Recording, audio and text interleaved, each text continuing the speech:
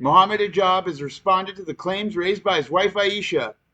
Let's hear what he had to say. Starts by saying he will release a video in 30 to 60 minutes. Then this is the video he releases on the same date. This response addresses a video produced by a group of American bloggers featuring what they present as the testimony of a woman who alleges that Mohammed Hijab pursued her for a secret second marriage, manipulated her into accepting it, and eventually divorced her after years of controlling behavior. According to her account, even after the divorce, Hijab allegedly continued to pursue her. Despite the complete absence of credible evidence, some, whether out of naivety or a deeper, more insidious bias, have chosen to accept her narrative at face value. His responses were just so convoluted and just blah, blah, blah that I had to include some clips of Mohammed Hijab completely refuting his claims about what a great guy he is. In an age where misandry often masquerades as moral vigilance, it seems for some that the mere accusation against a man is tantamount to guilt. Many of you will know that I've been engaging one Elon Musk. This individual who has a very unusual and atypical family history, whose father was engaged in incestuous behavior with his stepdaughter, in fact.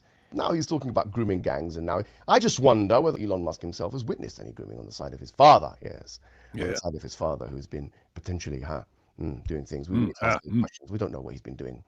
The presumption of innocence, once a cornerstone of justice, is all too readily discarded when it is a man who stands accused. You mean like how you accused Elon Musk's father of incest?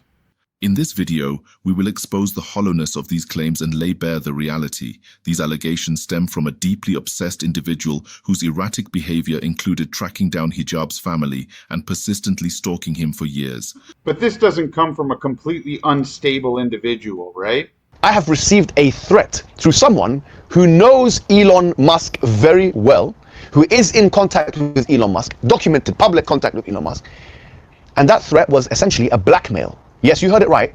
I was blackmailed that if I do not stop attacking Elon Musk, that I will be framed for a crime I did not commit. When her advances were definitively rejected, she responded not with closure, but with a campaign of character assassination. Her motive is not justice, it is vengeance, fueled by emotional fixation and personal resentment. If anyone doubts the legitimacy of the obsession narrative or suspects it to be merely a tool for Mohammed Hijab's self-justification, then I urge you to listen closely to the following. Islam attempts to solve communities and society's problems. And so polygamy is one of those ways which we're talking about single motherhood can be solved at least to some extent, or the surplus of women in the market, on the marriage market or the sexual marketplace can be removed. So this polygamy or polygyny, because it's actually a man to multiple women, if you look at the pros and cons and add them all up, the family pros and cons, the economic pros and cons, the social pros and cons, the community pros and cons, then there's an aggregated or an accumulative pros over the cons. So that's the argument we're making. We're not saying that women shouldn't feel negative, jealous, don't want to. In fact, in our religion, if a woman doesn't want to be in it, she can put it in her contract, her marriage contract, so you're not allowed to do it, and she can stop it. So if she puts it in her marriage contract, does that mean her dowry is lessened? We all know how much power women have over their contracts in Islam, okay?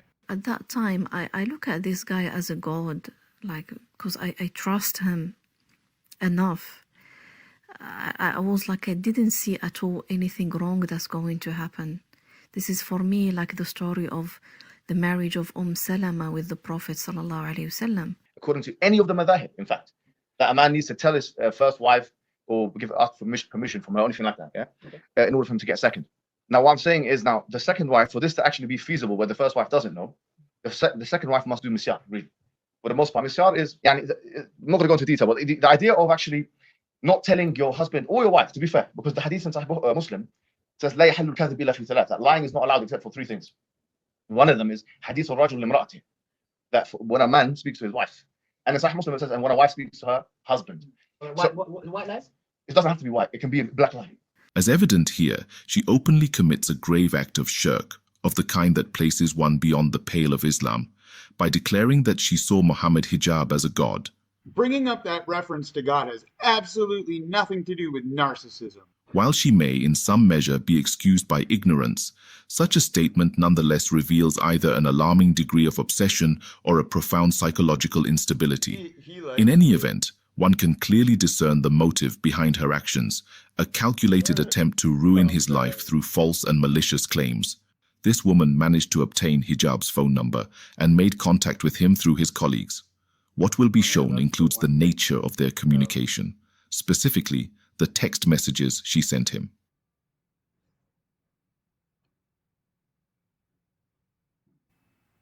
Now, as we go through these messages, take careful note of how Mohammed Hijab is only willing to show us text messages from 2021.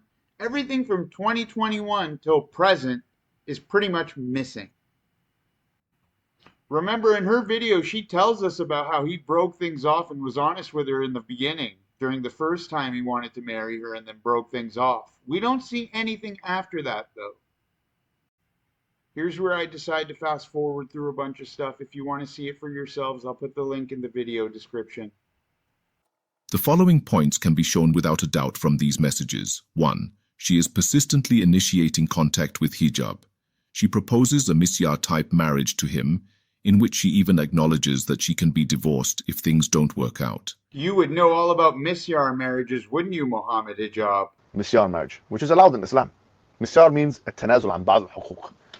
That a woman steps down from parts of her rights. It's allowed.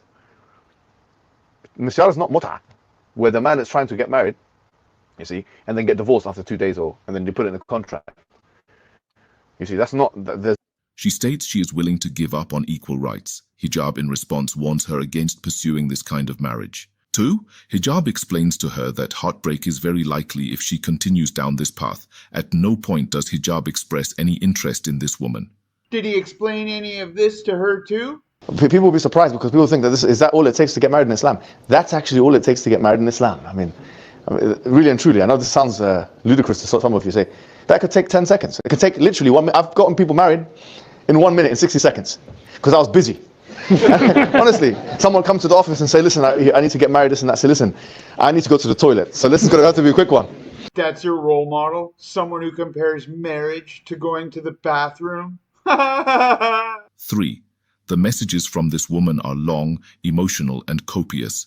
In contrast, they are met with 1 or 2 word responses from Hijab. His tone and approach throughout remain professional and distant. Are you sure you're not Mohammed Hijab's lawyer? 4. Things escalate when she begins to make accusations and slander against Hijab. At this point, mediators attempt to communicate with her in the hope of finding a resolution. What will be presented next offers a chilling and repugnant glimpse into her mindset.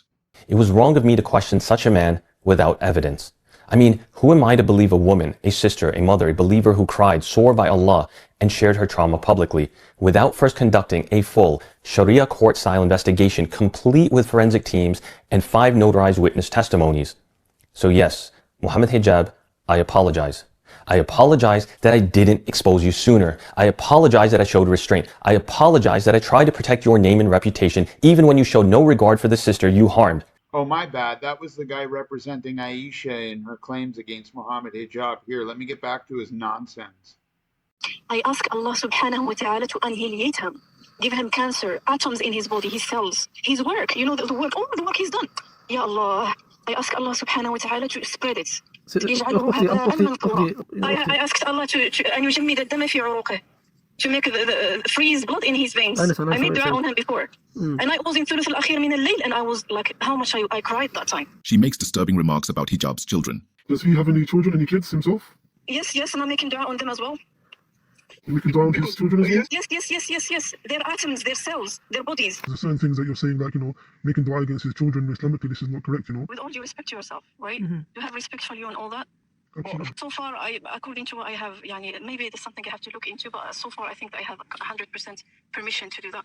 So you're saying you have evidence for this, to do this? Like, what do you mean, sorry? So this Islamically, like you're saying that... I just, I have to, you make dua against everything that this person has, And uses phrases such as shaking hands with the devil. If no one would like to get me help with this, I would go to the most vile of the vilest of the... I'm in a public place, right? I have no problem even being hand-to-hand with shaitan to getting this up. She goes as far as to request a Mubahalah, while simultaneously expressing a willingness to shake hands with the devil, which naturally raises serious doubts about the sincerity and validity of her request. Kind of like these sincere marriages you perform? I'll tell you the truth, I've even gotten people married on WhatsApp. Now there's a difference of opinion on the matter, but I was driving and this guy called me and said, look, I'm gonna commit haram. That's what he said to me. He said to me, I'm gonna commit haram. He goes, I've got 2 witnesses ready on this WhatsApp group. Can I add you and you do the thing? I didn't know what to do about the situation. So I called my sheikh and he said, yes, there's some scholarly discussion about it. You can do it. Conclusion. This is a neurotypical woman exhibiting obsessive tendencies who has acted in a desperate and groveling manner. She has manipulated American journalists, individuals who have already been shown much of this evidence, yet none of them have produced any evidence from her side at all. The Quran tells us, produce your proof if you are truthful, and the Hadith states, the burden of proof is upon the claimant. Which is why we keep saying that Islam only fuels more corruption and gives power into the hands of the worst people. And I said, what's the mahar? And the guy said, you don't want to hear this one. And this was before McDonald's was on the boycott list. He goes, I'm going to give her a meal in McDonald's. I said, sister, don't do this. I said, at least have something. No, she said, I don't mind, I don't care, whatever. It happened, and he did, in fact, divorce her, unfortunately. But I said, I told you so, and that was it. Therefore, what can be asserted without evidence can be rejected without evidence. Furthermore, this individual took her fabricated narrative to Mr. Mohammed Taraune, widely known as Sheikh Mohammed of Speaker's Corner, repeating the very same story she had already peddled to certain journalists. However, upon closer examination of her baseless claims, and after being presented with the actual text messages highlighted in this video, Mr. Taraune came to a sobering realization. He had been deceived. It became clear that the woman in question, whose real name is Bushra, not Aisha as falsely presented, had misled him entirely. Let us now listen to his own words and witness the moment this deception is laid bare. Assalamu alaikum wa rahmatullahi wa barakatuh, Brother Mohammed Hijab. I ask Allah Azza wa Jal that you are well. I'm contacting you regarding the case of Sister Bushra. I just wanted to mention to you, Akhi, that I was dragged into the situation and I have nothing to do with this matter. As they say, I have no dog in the race in this matter at all. Also, in the same time, I just wanted to acknowledge that I was kind of misled. I should have paid attention to all the details before dealing with it. But anyway, at the end of the day, it is a mistake which I wanted to apologize. My sincere apology to you, Akhilullah, about it. But anyway, inshallah ta'ala, I will be always, inshallah ta'ala, your brother. And if you need any help or support or anything, inshallah ta'ala, just let me know, inshallah. Jazakallah khair. Assalamu alaikum wa rahmatullah. One must ask, why are American bloggers, known for their fixation on gossip and for targeting American duat like Omar Suleiman and Yasir Birjas, suddenly involving themselves in a matter rooted in the United Kingdom?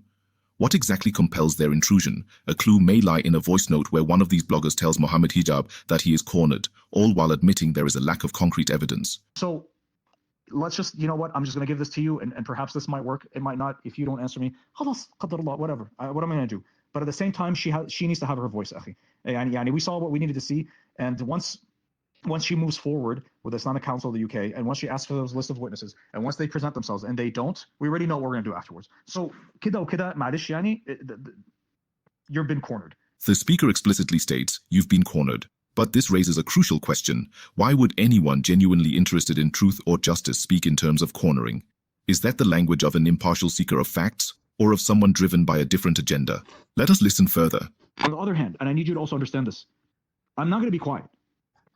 Every single one of us has been burned by religious powerful figures because of whatever reason. And unfortunately, when people, when they get to that ibtila of a shuhra, becoming famous, unfortunately, the vast majority start to engage in wrong behavior. And I ask Allah subhanahu wa ta'ala, He protects you from that. I'm not saying that you did it. I'm just asking questions so that you can help us, so that we can help you at the end. But again, I get it. You don't trust us. You don't know who we are. We could just turn around and basically backstab you and betray you. I understand that, and I would probably be hesitant as well if I was in your situation. So I don't know what else to do. I'm just giving you the lifeline. If you want to have a video chat with me, if you want to get to know me, if you want to just, you know what, maybe that's what it will take for you to feel comfortable with me. Ahlan wa sahlan. In this segment, Abu Aya lays bare his motivations. He openly admits that both he and his associate, who happens to be Dunya Shuaib's ex-husband, have been burnt by religious figures. This is not the language of objective inquiry. It is the language of grievance. It suggests that behind veils, an organization with opaque funding sources and dubious methods is not operating upon the ethical standards of Islam, such as due process or the burden of proof. The burden of proof? Aren't you the one who went on Piers Morgan and bragged about how you love suing everyone? So why haven't you sued this woman yet if what she's saying is so defamatory and all lies? Instead, it is propelled by personal vendettas and emotional baggage. Notably, Dunya Shuaib's ex-husband exhibits a staggering double standard. On one hand, he demands the public disregard the serious accusations made by his ex-wife due to a supposed lack of evidence. Yet, on the other hand, he sees no need for evidence when it comes to discrediting Mohammed Hijab. The inconsistency is glaring. In truth, Behind Veils is less an advocate for accountability than it is a vehicle for personal retribution. Its mission appears rooted not in sincerity, but in a desperate attempt to undermine influential duat, motivated, perhaps, by the bitterness of failed relationships and the bruising of fragile egos. The message is clear. This is not dawah. This is defamation masquerading as activism. As we have observed, the woman leveling accusations against Mohammed Hijab appears to be either deeply unwell or consumed by malice. In an age where tens of thousands of innocent children are being slaughtered in Palestine, where the Ummah is united in supplication for the oppressed, of course you had to find a way to bring Palestine into this, didn't you? We find her shockingly directing dua against defenseless, blameless children. Such behavior reveals not just a lack of moral compass, but a disturbing level of malignant narcissism, an evil so profound it casts a long shadow over her credibility. It forces any reasonable observer to ask, is this the conduct of a sincere truth seeker or of someone plagued by psychological instability and in need of psychiatric care? Either way, her conduct irreparably undermines the seriousness of her claims. When one's actions so clearly betray a disregard for truth, compassion, and justice, their accusations cannot, must not be treated as credible. I'd like to close this video with an open and direct challenge to the American Muslim bloggers who amplified and legitimized the false claims against hijab. Present a single piece of concrete evidence, just one. One romantic message, one voice note, one email, one expression of interest from hijab to this woman. And as hijab has done, ensure that whatever you produce is directly and verifiably linked to him. If you cannot do this, then have the humility to acknowledge that no such evidence exists and that you have acted rashly, spreading unverified claims that have harmed another Muslim without due diligence. If you choose to remain silent or double down without proof, then understand your credibility within the Muslim community is at serious risk, not just for today, but until the day of judgment. And let us not ignore the double standard at play. When making accusations against his ex-wife, Dunya Shuaib, this same individual insisted on providing voice notes and other forms of tangible evidence. Yet, in Hijab's case, he has inexplicably lowered the evidentiary standard, repeating at least twice in his message that her word is her evidence. If that is the bar now, if simply making a claim is enough, then by that same logic, we should also accept the serious allegations made against him by his ex-wife without demanding evidence or explanation. But we don't, and we shouldn't. Because as Muslims, we are commanded to uphold justice, not emotional loyalty or convenience. If her word is her evidence is enough for him, then he must be prepared to live by that principle consistently, even when it turns against him. All I really hear Mohammed Hijab doing throughout this video is attacking the people who are criticizing him, which is the classic defense of a narcissistic psychopath. Thanks for watching the video. Remember to like and subscribe, and help me produce more content like this.